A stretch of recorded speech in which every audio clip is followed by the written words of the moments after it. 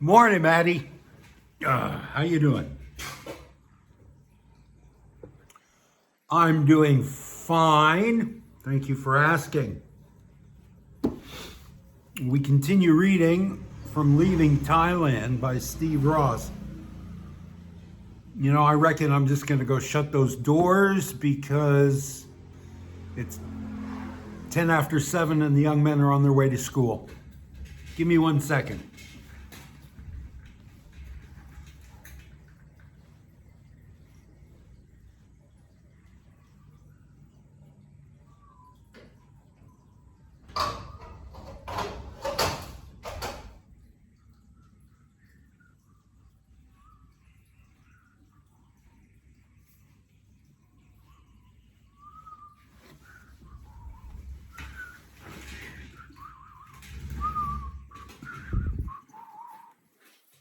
All right.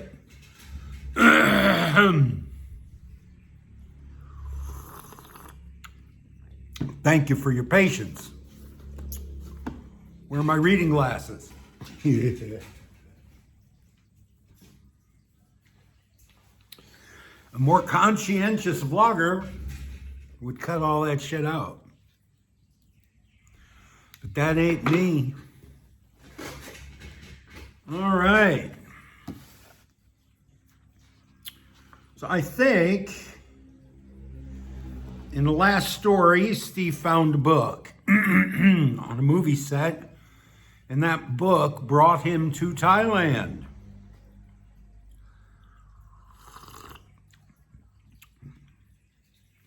Every word matters. So we're in 1988.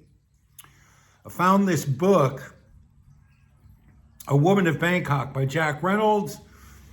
Also concurrent with that, a woman named Irene Kaufman, who I dearly love, who was an art director in the film industry in New York City, used to give me a lot of work. And she said to me, you know, you've become, at least in part because of my massive cocaine habit, you've become angry and tense and anxious all the time. And you're no fun. You used to be a lot of fun. You used to tell jokes on the set. You used to be, you know, the happy guy, and now you're the angry guy. So I don't want to work with you anymore. I want you to go away and learn how to relax and come back. And if you are less tense and angry all the time, I'll give you more work. So I booked a 3-month holiday that was supposed to begin in Bangkok, go south through Phuket, Malaysia, Indonesia, Java, Bali, and end with a cross-country trek across Australia from north to south. What is that? Adelaide to Darwin, Darwin to Adelaide, whatever, north to south, in a 4-wheel drive Land Rover through the outback and across. And I got as far as Phuket and just blew off all my deposits, all of my reservations, and stayed on Phuket. Shooting pool, smoking dope, and paying for sex, I'll be honest with you. And by the end of that 3 months, I had decided to live in Thailand. Every word matters. The night I arrived in Thailand, oh, my eyes are not focusing. It's early. It shouldn't be that early.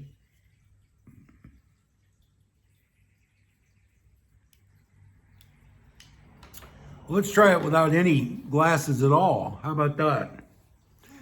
The night I arrived in Thailand, I fell in with a group of taxi drivers who were drinking whiskey and singing along to a guitar in the coffee shop of the old Don Mueang airport. At some point in the evening, I asked them how to say thank you in Thai. And as a joke, they taught me Khop Kun Ka. Now, Ka, pronounced in a long vowel with a falling tone at the end of a sentence, is how a Thai woman expresses respect. A man puts the word krap, pronounced with a short vowel in a middle tone, in that position for that purpose. It's a rough start this morning, Maddie. Thank you for your patience. But for the next week, I went around the kingdom saying, Kap kun ka, and people would smile and try to correct me. They'd say, krap. I thought that krap was how you said, you're welcome. And I was very proud of the linguistic progress I was making. On my third night on Phuket, in a tiny little bar beer on Kata Beach, I met a woman named Gao, pronounced like Gao, with a long vowel and a falling tone, which means crystal in Thai. It can also mean a drinking glass. We spent the night together and it was marvelous. In the morning, she went away and I passed the day doing the usual tourist things. But that evening I went back to her little bar, one of a dozen similar bars in a row, hoping to rekindle the romance of the night before. Since I was eager and new to the scene, I arrived at the bar quite early, at least by bar standards. Gao had not yet arrived. There was one woman setting up the bar for the evening, and she asked me what I wanted, giving me a big smile and stroking the hairs on my arm. I said, I'm looking for a woman. She brightened and flashed a bigger smile. I'm looking for Gao, I said.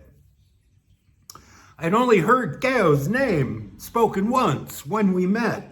After that, she had called me Tirak, and I had called her Sweetie, which has always been my standby affectionate nickname for lovers.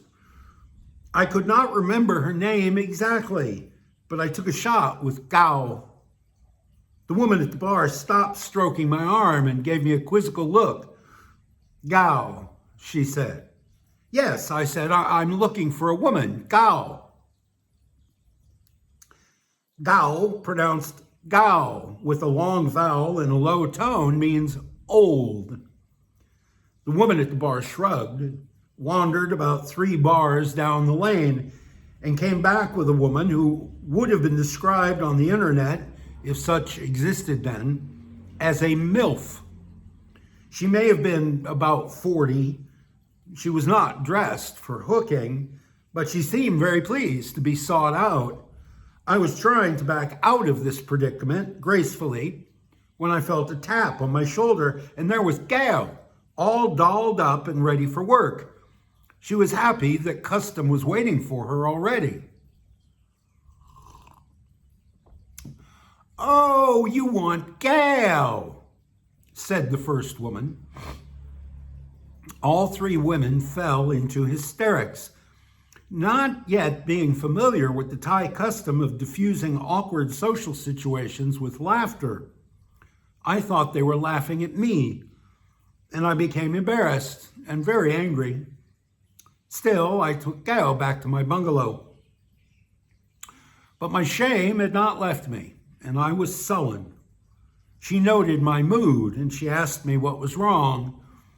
I told her that I'd not liked being laughed at.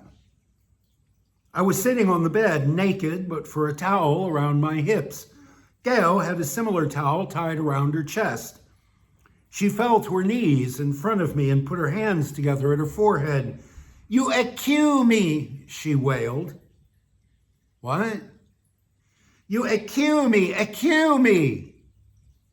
In my short time as a student of the Thai language, I'd already noted that Thai people had difficulty pronouncing an L at the end of a word.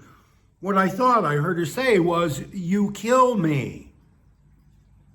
I thought, Christ, this woman is suicidal. I've hooked up with a mad woman. I told her, no, I will not kill you. She heard, no, I will not excuse you. She clutched at me and she begged me to accuse her. I retreated to a corner and tried to put on my pants, determined to send her away. She pursued and her towel came off. There was a naked woman in my room crying, begging me to kill her. What the hell kind of Asian Harry Carey ritual had I triggered? What happens if you don't kill a bar girl who begs for it? Do her relatives pursue you in a vendetta to reclaim the family honor?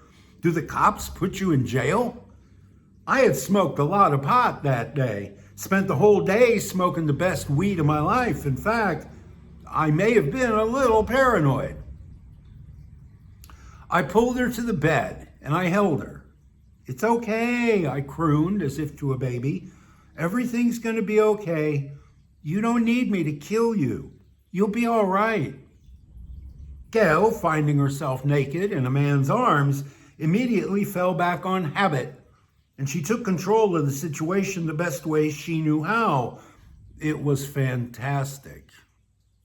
After all that emotion, after all that shouting and crying and tension, the sex was amazing. It was a huge, cathartic explosion of frustration and lust. Afterward, we rested in each other's arms, sprawled on a bare mattress. The sheets had somehow come loose and were bunched in a corner.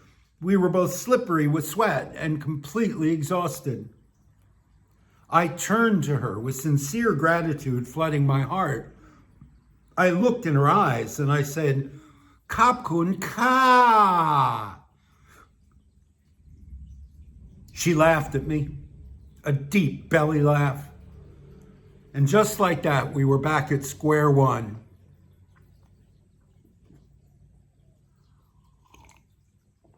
Gail.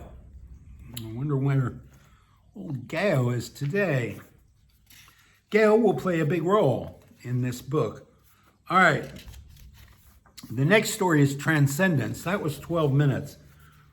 This next one's a long one.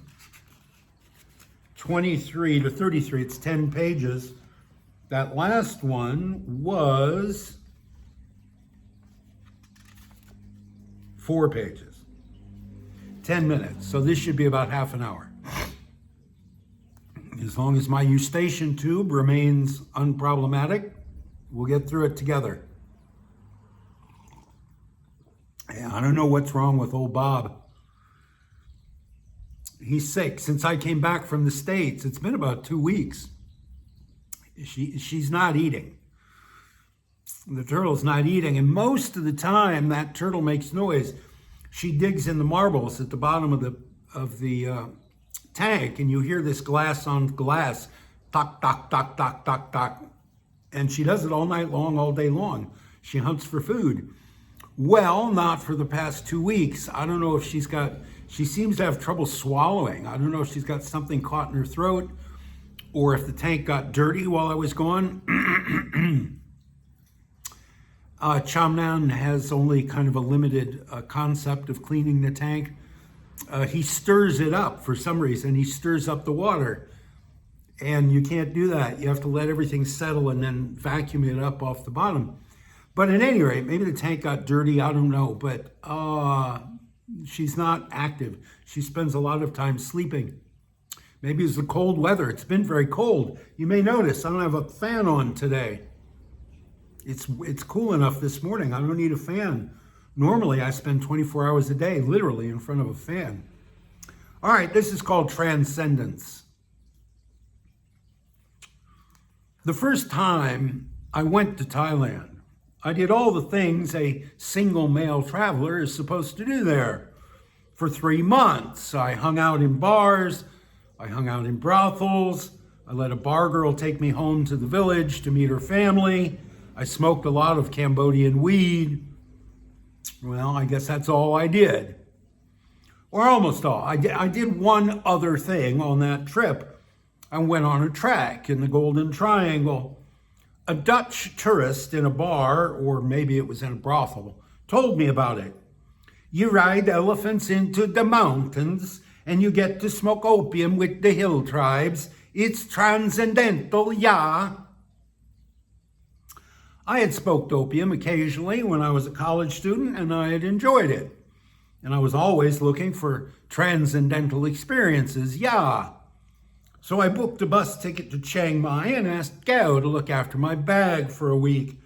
I left on a Thursday morning and arrived on a Saturday evening 100 years later. Going from Phuket to Chiang Mai by bus is torture. The Dutch guy didn't warn me about that part. On arrival in the walled city, I found a little tour agency that advertised in its window elephant treks into the Golden Triangle.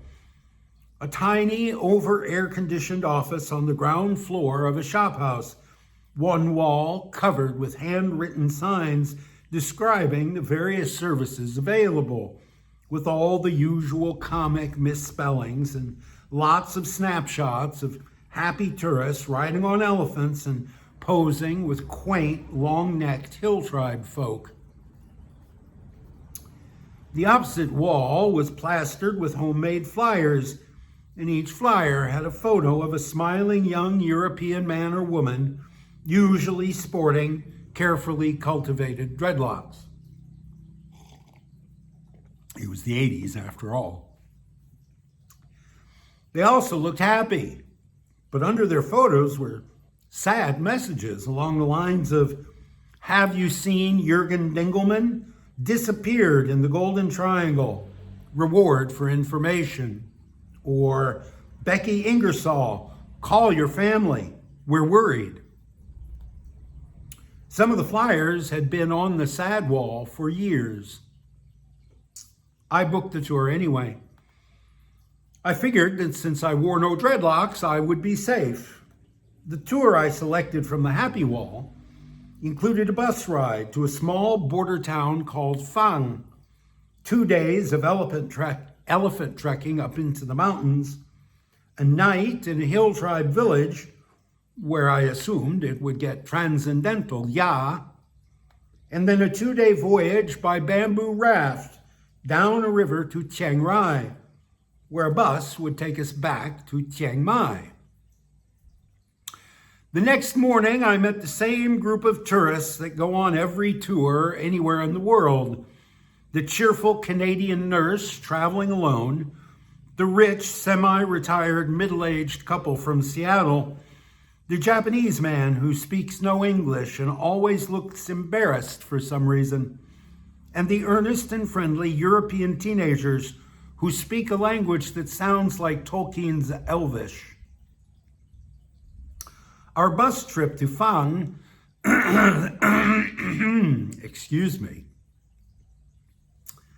Our bus trip to Phang seemed only slightly shorter than the trip from Phuket to Chiang Mai had been. And we were all exhausted and hot and sweaty and surly when we reached the hamlet of Phang, about a dozen shabby buildings that looked like warehouses along a riverbank lined with half-sunken small boats. We got there just before dark, and we were deposited in front of a 2-story, unpainted, cinder block structure on a mud street. There was a metal door and closed wooden shutters on the ground floor windows. There were no windows at all in the upper floor. There was no sign out front. It could have been a garage or a slaughterhouse for all we could tell. The bus driver either spoke no English or hated our guts, or both, but he was in an obvious hurry to get the hell out of Phang. He put us off the bus, threw our bags into the mud, and barreled that bus back down the road like a log in a flume. The cinder block building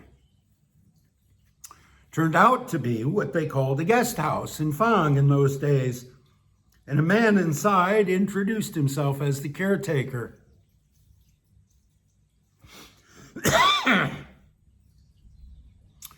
He was a tiny, hard, obviously Chinese man who grinned at us like the wolf grinned at Little Red Riding Hood.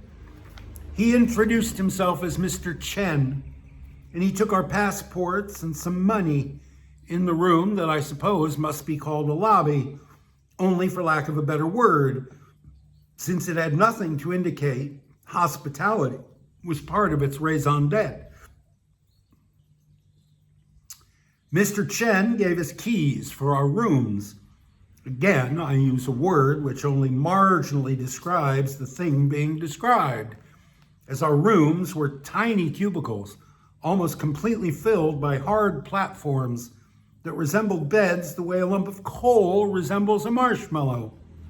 No pillows, no sheets, no fans, no air conditioning, no closet or chair or desk or private bathroom. Most oddly, no windows, just a cube of unpainted plywood with a door and a wooden bench. My room looked like the drunk tank in a county jail in Nebraska, which I know because I was in it. I spent a night in a drunk tank in a county jail in Nebraska. After we all got settled into the packing crates that would be our resting places for the night, we came back down to the lobby, where our host bade us sit in plastic garden chairs while he passed out potato chips in tiny cellophane bags labeled in Chinese. He gave each of us a bottle of water with the solemnity used by the Dean of Harvard to deliver PhD diplomas. He pointed out old, faded photographs in crumbling gilt frames, the only decor on the walls. Photos of dour Chinese men in the uniform of Chiang Kai-shek's doomed Kuomintang army. These were Mr. Chen's forebears, whose units were too far south to flee to Formosa and had to hike south into Laos in Thailand instead. Finally, he winked and told us he could sell us opium if we wanted. The seven of us looked at each other, looked around the bare and unsettling room we were in, and without discussion, we all decided we'd rather not. Mr. Chen was disappointed. I got the feeling that selling tourists transcendental experiences, generated a substantial portion of his income. We all drifted upstairs to our rooms, and I assume we all stripped naked and supinated ourselves, spread-eagled on our slabs, trying to expose as much skin as possible to whatever breeze might exist in a coffin. At least that's what I did. Sometime in the middle of the night, filled with dreams of suffocation, I awoke with an urgent need to urinate. I was slick with sweat and tingling with heat rash. I pulled a sarong across my hips and went down the hallway to the communal bathroom. I took the opportunity to splash some tepid water over myself, which was pretty refreshing.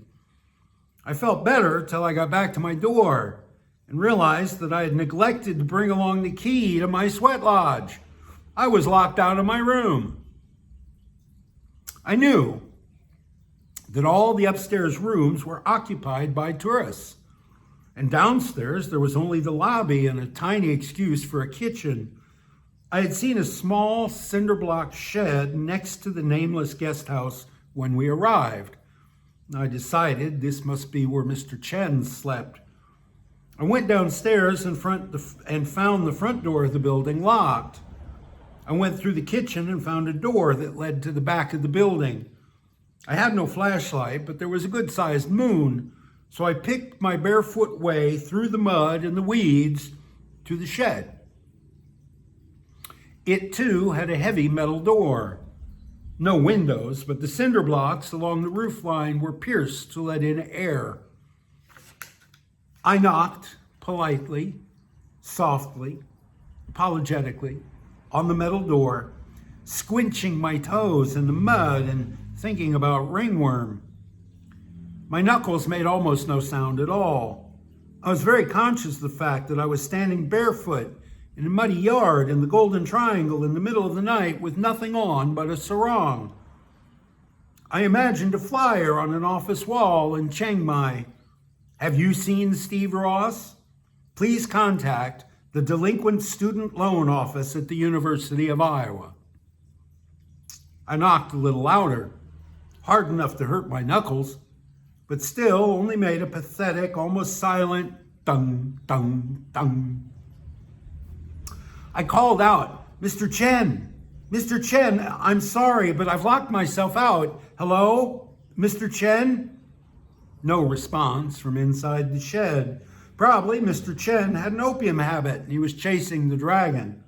I know I would have a righteous drug habit if I lived in a dump like Fang. I heard dogs barking not too far away, and I panicked. I picked up a rock and I banged on the metal door with it. I shouted, "Mr. Chen, wake up! I'm locked out!" The barking dogs were much closer now. I shouted louder and louder and banged harder and harder with my rock. The door flew open, and I had a tiny fraction of a second of relief at my rescue, but only until I noticed that there was a pistol pointed at my face. A tiny .22 caliber revolver, the kind of gun a leprechaun might carry, but a real gun, hammerback, rounds in the cylinder. The barrel was an inch from the bridge of my nose. Apparently, Mr. Chen had heard of the violent reputation of the Golden Triangle, and he slept with a gun in his bedroom. He was shouting something at me, which I took to be, "What the fuck you want?" in a Chinese dialect. I threw my hands up in the air, high over my head, and tried to explain myself. Of course, with my hands raised, my belly became flat, and my sarong, weighted by the water of my recent shower, fell to the ground. I figured I was probably better off when it was just me and the dogs out there. Mr. Chen finally recognized me, placed the gun on some shelf to the right of the door, and asked me, "Hey, Mr. Satif, why you naked?" Gosh, didn't we both just have a good laugh about the whole thing? The next day, my fellow tourists and I rode our elephants up into the mountains. We spent a night with a hill tribe and smoked something that looked a lot like caramel sauce. An old lady reclined on a mat in a dank hut with a long stone pipe and a wad of viscous brown goo on a banana leaf. Each time she pinched off a ball of goo and loaded up the pipe, she plucked a kernel from a cob of dried maize on the mat. When you'd had enough transcendence, you took the kernels outside and paid a teenager in a Led Zeppelin t-shirt. I paid for 6 kernels and was stone cold sober. The most interesting part of the experience was the pipe. It was carved from a single piece of jet black stone, covered with tiny little faces, all expressing agony. I asked her if I could buy it from her as a souvenir. She shrugged and sold it to me. I was disappointed that I had traveled so far and risked the .22 caliber bullet between the eyes, only to smoke what was probably ice cream topping. There was an old man tending the village fire pit, and I sat down next to him. Everybody else in the village eventually went to sleep. I was wide awake, despite all the dessert confection I had inhaled. I asked the old man if he could find me some ganja. I gave him 50 baht, and he walked off into the dark forest. Half an hour went by, and I was certain he'd robbed me. Just as I was going to go to my hut, he returned, carrying over his skinny shoulder a 7-foot-tall marijuana plant, still with a ball of wet soil around its roots. He stood it up on that ball by the fire like a hippie Christmas tree and began to pick buds. He and I sat by the fire all night and smoked the shit out of that plant, making joints from buds wrapped in leaves. The shit was hard to keep burning, but it got us wicked high. At some time in the night, I promised him that if I ever had a son, I would name the child after him. I was dead serious. In the morning, when we left on our elephants, he was throwing that pot tree into the fire pit with the rest of the previous day's garbage. sold on the streets of New York in dime bags, the way I was usually buying my pot back then, the plant would have had a value of thousands of dollars. As our elephants waddled off into the woods, we were surrounded by a blue cloud of sweet hemp smoke that we could still smell a mile from the village. The raft trip down the river was notable only for a blessed lack of mosquitoes out on the water. I threw my return bus ticket into a canal in Chiang Mai and went back to Phuket by plane, where I happily spent the next 2 months with Gail in the bars and the brothels. On the day I left for New York, I had an epiphany while talking to a monk in a temple. That epiphany is described in the book Expat Days. The very last chapter, the last essay in Expat Days, is about meeting that monk and going in the temple wearing only a bathing suit and receiving a lecture from a monk for doing that, a lecture that changed my life. On the day I left for New York, I had an epiphany while talking to a monk in a temple. I decided I wanted to spend the rest of my life in Thailand. I told Gail I would send her money and be back in a year. But on the 24-hour plane ride home, I had too much time to think about things, about how much I loved New York City and my career in the film industry. When we touched down at JFK, I had decided my idea of living in Thailand had just been a pipe dream. I was thinking about having Chinese takeout food and watching porn on my VCR for the first time in 3 months, when that intricately carved stone opium pipe clattered out of my baggage onto the stainless steel table in the arrivals hall. It had been in the bottom of my bag for 2 months, and I'd completely forgotten about it. I was as shocked to see it on the shiny metal tabletop as the officer was. He held it to his nose and said, "Well, this is enough to hold you on, son." Before I had left Phuket, I had cleaned the stems and seeds out of an ounce of Cambodian weed, packed it into 3 condoms, stuffed the condoms into an empty white plastic bottle that had once held contact lens solution, filled the bottle with tap water, and considered myself a clever boy. The officer began to go through my bag, item by item. He tried to pull the heels off my elephant hide sandals. He opened the 24 little black plastic canisters that held the rolls of film I had shot on my trip. He finally got to my toiletries kit. He brought a wastebasket up onto the metal table and emptied my toothpaste tube into the wastebasket. He emptied my shaving cream into it. He took the plastic bottle that was pretending to be full of contact lens solution, and he held it up beside his ear. He shook it twice, listened to the water slosh around, and then placed it on the table with the stuff he'd already examined. I looked into his eyes. He was not wearing glasses. I guessed he was wearing contact lenses. He must know how expensive contact lens supplies are, and he's doing me a favor, I thought.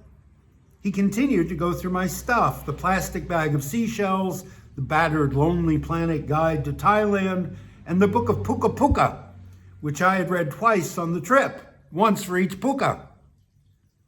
When he had run his fingers and eyes over everything, he gestured for me to accompany 2 enormous NYPD cops into a small room off the arrivals hall.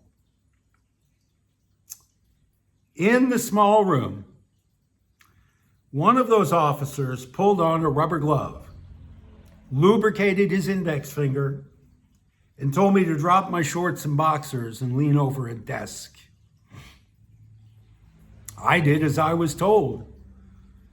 I had my elbows on the desk and my nose to the wall, and I prayed. I told God, "Dear God, If you keep this cop's finger out of my ass, I promise I'll go back to Thailand and study Buddhism. And just like that, the cop snapped off the glove and said, "Pull your pants back up, you can go." I turned around, my shorts still covering my feet instead of my crotch, in a scene oddly reminiscent of my moment in the mud with Mr. Chen. And I said, "What? You're not going to probe me?" "No," said the cop, "we don't have to." I should have pulled up my pants and run like a rabbit, but I was not being the brightest traveler in JFK Airport that night. Still naked from the waist down, I said, "Why not?" The cop looked at his colleague and he grinned. "Because you have a hairy asshole. If you'd shoved anything up there, some hairs would be stuck up your ass. But all your hairs are pointing out. Now get out of here." I went through the door, still pulling up my pants. The officer at the stainless steel table told me he would keep the opium pipe and warned me to be moderate in my habits. I considered telling him that the pipe had only caramel sauce residue, but for once I wisely kept my mouth shut. As I was packing up my stuff, trying not to let my hands shake, and I repacked the contact lens solution. As I was packing up my stuff, trying not to let my hands shake, when I repacked the contact lens solution bottle full of Cambodian weed. The customs officer asked me some fairly kinky questions about the brothel scene in Thailand. I walked out into a frigid February Long Island midnight dressed in beachwear. I had only $4 in my pocket. My credit cards were all maxed out. So I had to take the local R train all the way to my apartment at Broadway and 200th Street, 10 blocks at a time. It was a 90-minute trip in an unheated subway train with roving bands of gangbangers, psychotics, and the random homeless. On that train ride, I made my plans to leave New York forever and spend the rest of my life on Phuket. I had finally had my transcendental experience, and it came with my elbows on a desk and my pants around my ankles. Better late than never.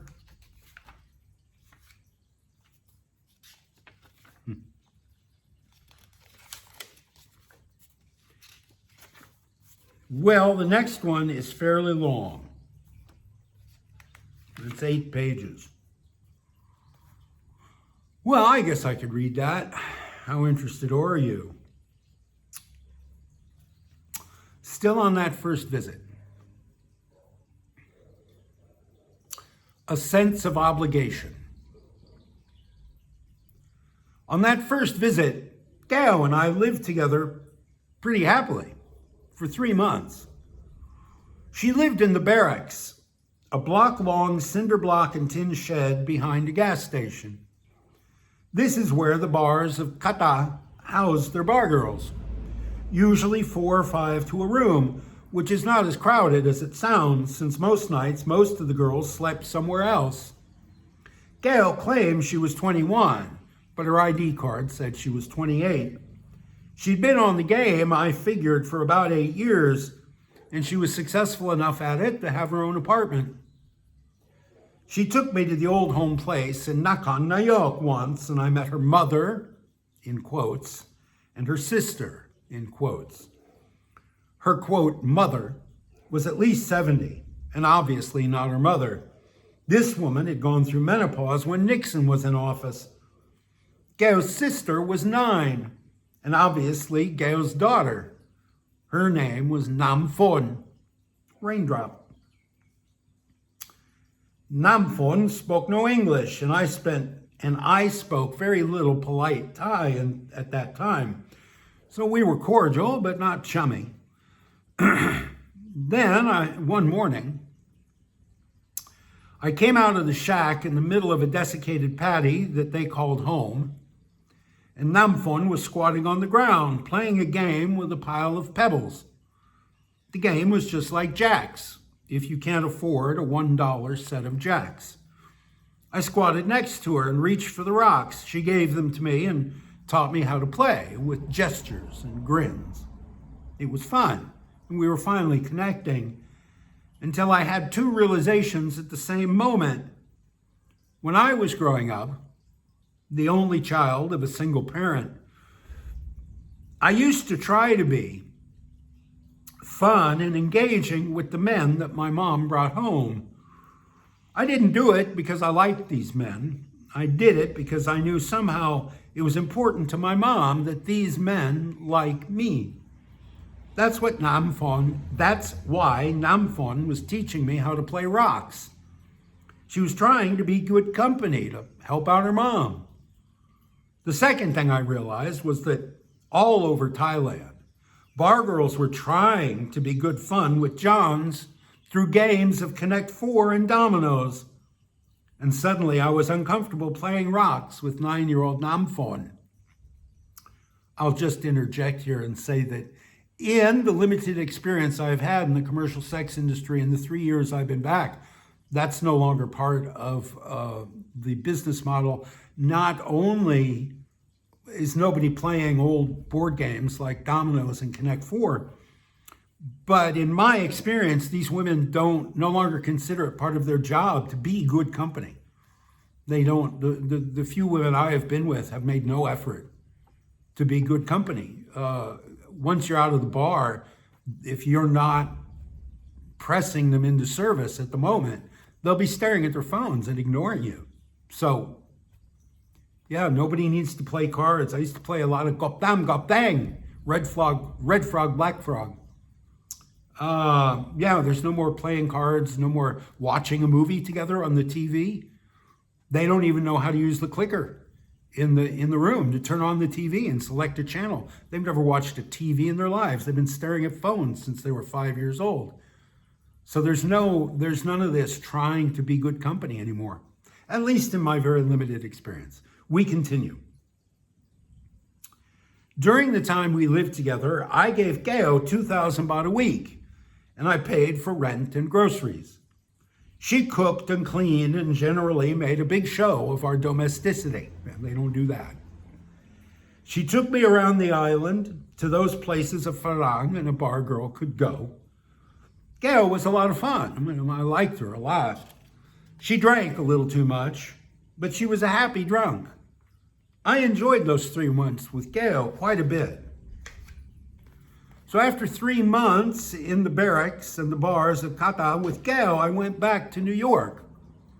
I had promised to send Geo 10,000 baht a month, or about $400 at the time, so that she could quit the bars and go to hairdressing school. One of those promises you make in bed when you're sweaty and exhausted and you feel a sense of obligation toward this woman who's just done you a big favor. I didn't really expect she would quit the business, but I was making a ridiculous amount of money in the Reagan years, and $400 was what I spent on cocaine in 4 days. Once I got home and got through the airport, I went back to work, but I'd already decided to move to Phuket permanently. I began studying the Dharma at the Thai temple in White Plains, and I took out dozens of books about Thailand from the library.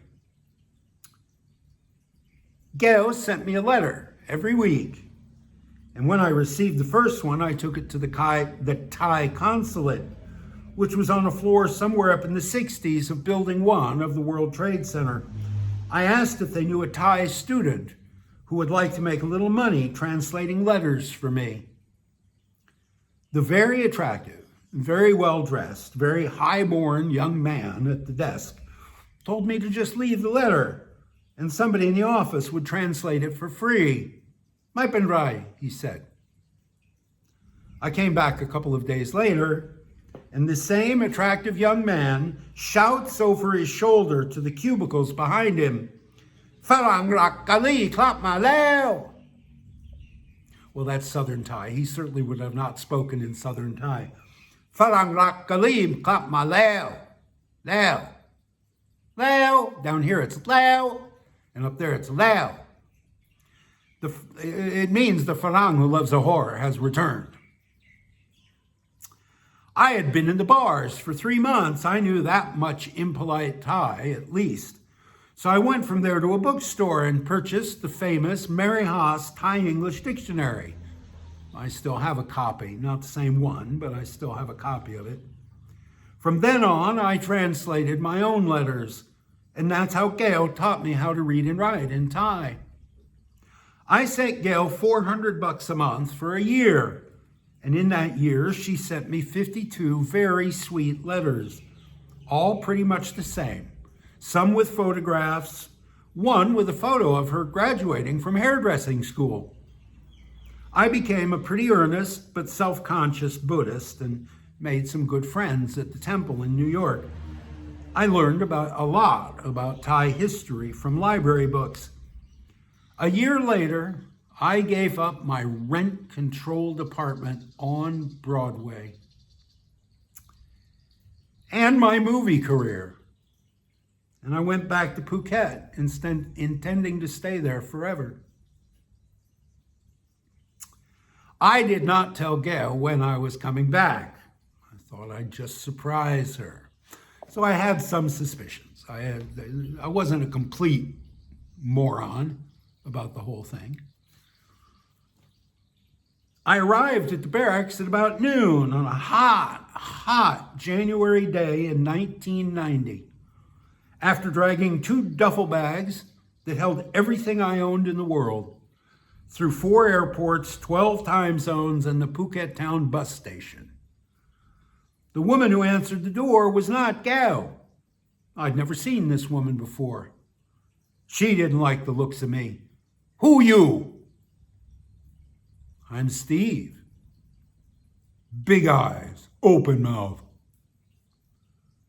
Satip? From America? Yeah. Say, is Gail around? She hospital. She's sick. I go get her now. Hospital? What's wrong? I'll go with you. No. You wait here. If Farang go hospital want more money. So this woman tore off on her motorcycle and I schlepped my bags into Gail's apartment, just like I remembered it. Same poster of Phoebe Cates on the cinder block wall. A few of my t-shirts forgotten in the laundry a year before hung with Gail's clothes. I felt pretty good about things. Then the unknown woman returned with Gail on the back of her bike. Gail looked like she really needed to go to a hospital, wearing go-to-the-bar clothes, her hair a mess, her eyes bloodshot. She hugged me and she was reeking alcohol from every pore. Tirak, you come back. Why you no tell me when you come? So we showered and we screwed and we both passed out. I slept for a spell and then I sat outside and smoked with Jem from next door. Jem was a pool boy at a hotel. His wife Jim was an ex-bar girl who left the business out of love for Jem. She was hugely pregnant the first time I was there. She was hugely pregnant this time, too, with no sign of last year's baby. Jem liked me because I let him hide his Playboy magazines in my place. Jim hated his fondness for pornography, and once she chased him outside, buck naked, shouting, "I have the same thing those women have. Look at me." Gail eventually woke up and invited the neighborhood over for a Welcome Home Steve party. I have a hyperacidic stomach, and if I drink enough alcohol to get drunk, I throw up. So Gail got a friend to bring me some Cambodian weed, and all things considered, it was a pretty good party. Gail drank herself into a stupor by midnight and collapsed fully clothed, face down on the bed. She was not the happy drunk I remembered from the year before. Everybody else went home and I was alone in the living room.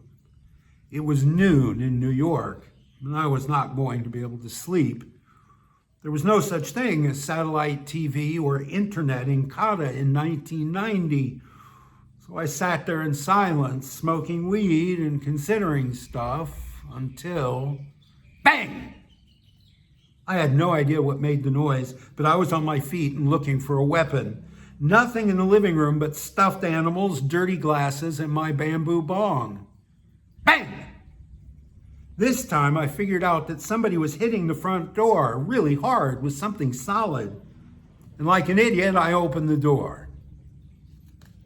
In the gravel parking lot in front of the barracks was a Farangai on a Dream 100 step-through. He was in flip-flops, ratty shorts, a t-shirt, and he had his right arm cocked to send another big rock at my door. I put on my best New York voice and yelled, "What the fuck do you want?" He looked me in the eyes, or at least one eye. His other eye was swollen shut and purple. His nose was bent at a weird angle and dribbling blood. Everything below his nose was bloody. His face, his shirt, his pants, his motorbike. All the anger left me. Somebody had kicked this poor guy's ass in the last 5 minutes. It was about 5 minutes after 2, and the bars closed at 2 in those days. I guess he hadn't wanted to leave some bar, and the staff was anxious to shut the doors and go home. As soon as I saw his pain, he was my brother. "Who are you?" I asked him. "I am Hans. You are the boyfriend?" "Well, yeah, I guess so." "Tell girl I love her. Will you tell her?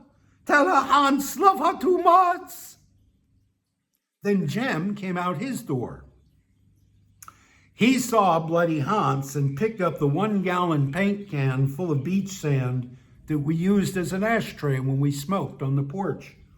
He swung it over his head and he charged the parking lot.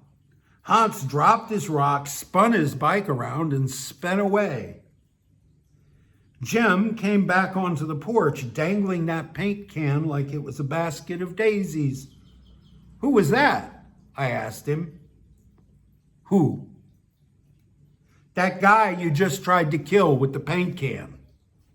Jem looked back out to the parking lot like he couldn't figure who I was talking about. "I don't know him. He's just crazy guy. You go inside now, Kunstep." I don't remember the conversation in the morning in detail. But the upshot was that Gail and I lived together at the barracks for another 3 months. I probably figured that I had paid the rent on that place for the past year, and by God, I was going to live there. I liked the barracks. It was always interesting. So going forward, I paid the rent, I bought the groceries, and if I took Gail out to the bars, I would buy her drinks. Sometimes I didn't take her to the bars. I went alone, and I spent the night somewhere else with someone else. Gail never complained. Hans never returned. We never went back to knock on Nyok, and I swear I never gave her a dime. She stayed with me and was my cook, maid, laundress, and if I wanted, my lover for 3 months without receiving any money from me and without once asking for any. Turned out that a bar girl with a certificate from hairdressing school can't just walk into a salon and apply for a job. Society will always consider her a bar girl. And unless she has the money to open her own shop, she's never going to work cutting hair. I was in no mood to buy her a hairdressing salon. So she spent her days washing my socks, cooking my food, and waiting for me to decide whether I'd sleep with her or with somebody else today. I got a job working on the local English language radio station. And one day when Gail was out, I packed my things and I moved to a new place downtown, closer to the station. 2 days later, Gail showed up outside my door with all her belongings. I never had a clue how she found me, but she found me. She owned more stuffed animals than she owned anything else, And since my new place was tiny, only meant for one person, it was like living in a fuzzy zoo. I asked her to leave often, but she refused to go. Today, I think that her pride wouldn't let her leave until I'd become physical and gave her a black eye or some scar that would make her the victim. But I'm not aggressive that way. So we were stuck in a weird stasis. She was my cook, my maid, my laundress, and my blow-up doll for another 3 months without receiving a dime from me. Throughout everything, she was sweetly compliant, flirty and willing, and apparently only interested in pleasing me. For those 3 months, she was like Namphon with the rocks. Finally, I left for a visa run. And before I left, I put all her stuff outside on the sidewalk. I bought a new padlock for the door. Passive aggression is the only aggression I'm comfortable expressing. When I came back from Penang, there was no sign of her, and I thought I was rid of her. But some days later, I was sitting in another little anonymous bar beer in Kata, watching TV, my elbows on the bar, when something hit me hard on the back of the head. Hard enough to bounce my face off the bar. I shouted a profanity and looked over my shoulder, and there was Gail holding an empty 20-ounce beer bottle. She was not looking at me. She was looking at the bottle. I know just what she was thinking. How about that? In the movies, the bottle always breaks. And that was it. Defaulting again to passive aggression, I called her a giant lizard and got on my motorcycle and left. Never saw her again. Years later, I heard a girl from the barracks say that Gail had married a German, went to live in Germany for a few years, but it didn't work out, and now she was back in the bars, this time as Mama-san. No idea if that's true or not. But she'd have made a good Mama-san. She had a good head on her shoulders, and she was a real people person. I still have no idea why she stayed with me so adamantly for those final 6 months.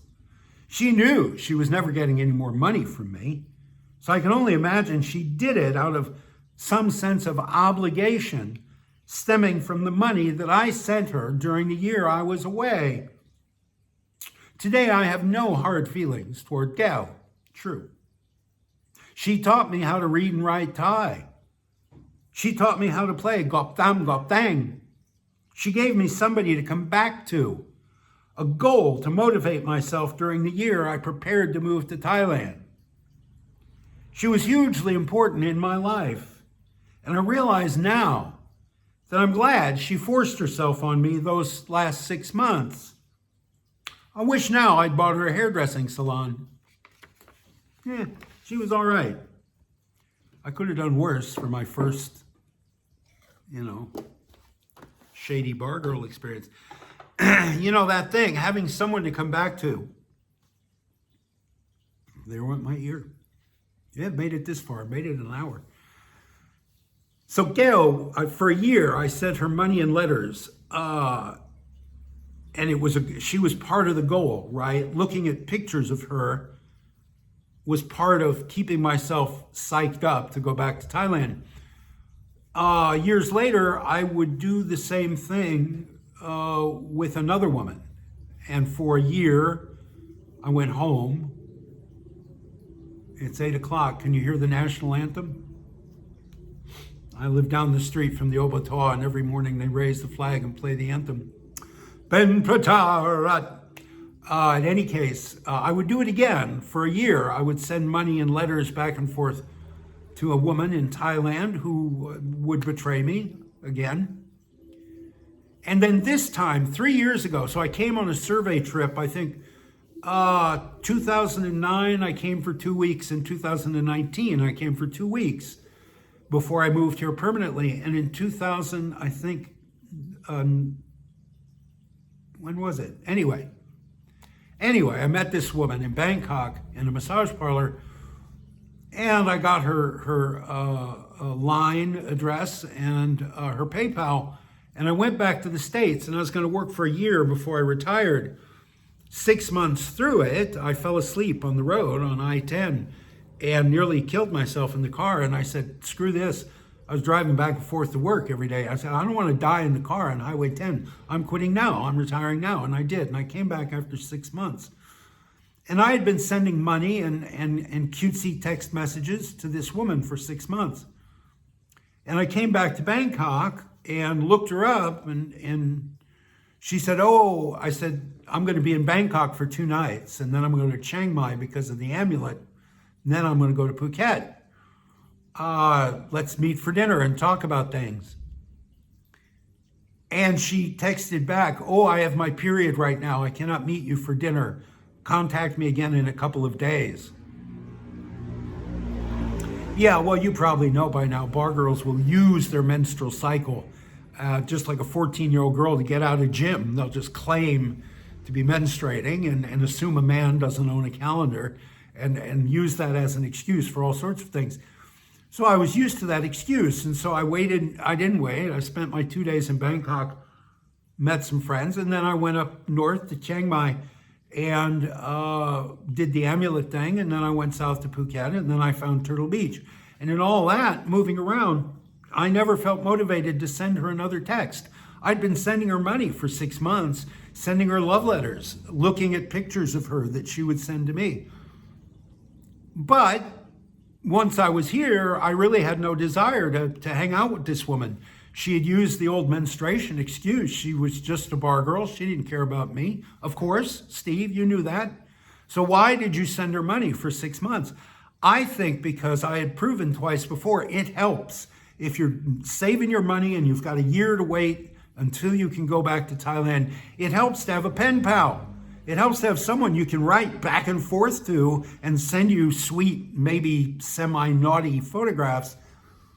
And just have that as part of the dream. Have this beautiful woman waiting for you, even if she's not waiting for you. And Steve knew from experience she was not waiting for him. And he knew when he got back she was not anxious to meet him. And so he just, went on his way. But it was good to have her for those 6 months. It was good to have a pen pal. And I paid 10,000 baht a month. Same thing I paid in 1989, 10,000 baht a month to have a pen pal. But I think it was worth it. All right, that's it, Maddie. That's an hour and 2 minutes. Thank you for your time. I hope you're enjoying this.